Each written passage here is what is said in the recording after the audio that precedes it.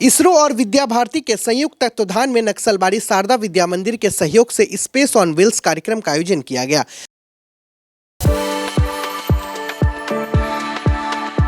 We are the dreamers, the achievers, and the leaders. Come, join us today.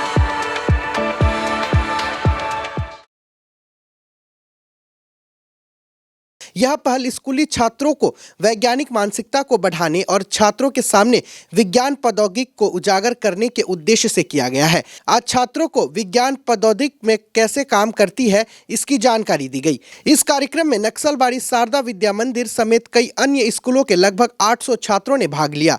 छात्रों को इसरो के पास मौजूद सभी तकनीकों से अवगत कराया गया। शारदा विद्या मंदिर के आचार्य तन्मय मलिक ने कहा कि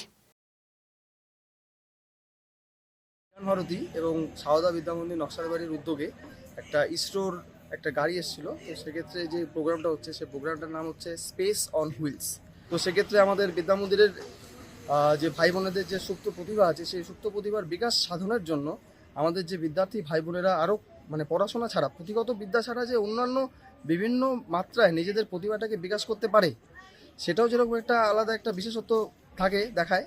সেক্ষেত্রে আমরা শুধু আমাদের নকশালবাড়ি নয়, নকশালবাড়ি এই এটাকে কেন্দ্র করে আদার্স যে সমস্ত স্কুল আছে, আদার্স যে সমস্ত বিদ্যার্থী ভাই বোনেরা আছে, ওরা এসেছিল এই প্রোগ্রামটাকে আরও সাফল্যমণ্ডিত করার জন্য।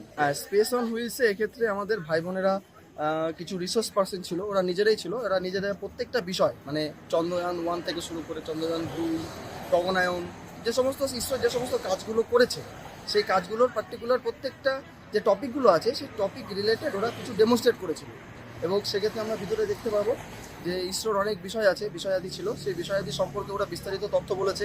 বাইরে থেকে শোভনোদ্দায়ী বিভিন্ন লোক ব্যক্তিবর্গ এসেছিল, ওরা সেক্ষেত্রে পার্টিসিপেট করেছে, শুনেছে।